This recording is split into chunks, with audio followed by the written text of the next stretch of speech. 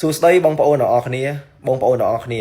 ក្នុងនាមខ្ញុំគឺជាអ្នកជិះម៉ូតូដូចគ្នាបងប្អូនមិនថាម៉ូតូទូចមិនថាម៉ូតូធំ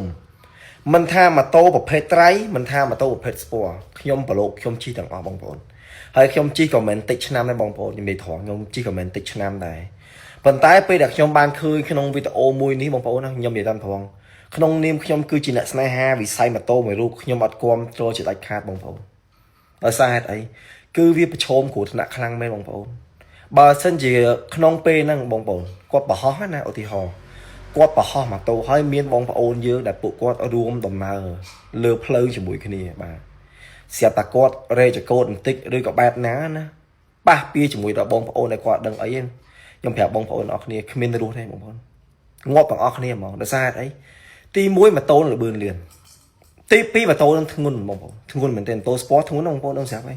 ហើយខ្ញុំស្អប់បំផុតបងប្អូនដែលជិះម៉ូតូស្ពតណាបង្ហាញខ្លួនឯងដូចជាអ្នកអស្ចារ្យណាស់អញ្ចឹង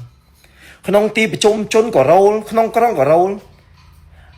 អាត្រង់ហ្នឹងហើយតម្លៃដែលបងប្អូនជិះម៉ូតូធំមួយចំនួនតូចបងប្អូនធ្លាក់ចុះគេអត់សូវចូលចិត្តទេពេលដែលបងប្អូនជិះម៉ូតូរោលអញ្ចឹងក្នុងទីប្រជុំជនគ្មានអ្នកណាទៅសើបងប្អូនទេបងប្អូនមានតែគេចង់យកដុំថ្មគប់បងប្អូនវិញខ្ញុំហ៊ាននិយាយអញ្ចឹង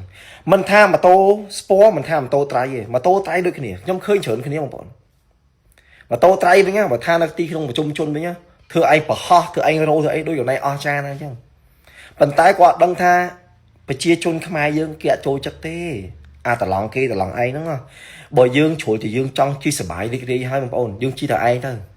កុំរំខានអ្នកដតីដែលពួកគាត់អត់ដឹងអីអញ្ចឹងវីដេអូនេះខ្ញុំសូមផ្ដាំផ្ញើក៏ដូចជាសូមចិត្តដល់បងប្អូនអ្នកដែលស្នេហាវិស័យ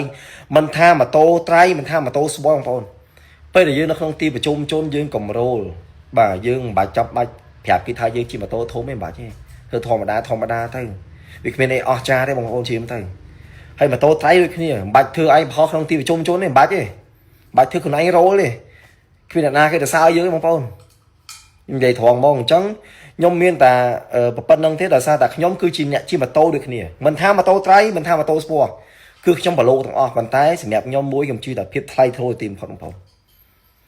ក្នុងទីប្រជុំជនក្នុងក្រុងគឺខ្ញុំបន្ថយលឿនខ្ញុំអត់រោលទេប៉ុន្តែបើសិនជាយើងជិះផ្លូវ highway បើយើងជិះម៉ូតូត្រៃក្នុងព្រៃលេងតាមទឹកមកសុបាយអត់មានអ្នកណាជេរម៉ែបងប្អូនទេប៉ុន្តែបើបងប្អូនរោលក្នុងក្រុងរោលក្នុងទីប្រជុំជនខ្ញុំធានាហ្មងដឹងតែគេជេរម៉ែបងប្អូនហើយអញ្ចឹងបងប្អូនតែចេះឈឺចាប់ណាបងប្អូនអរគុណ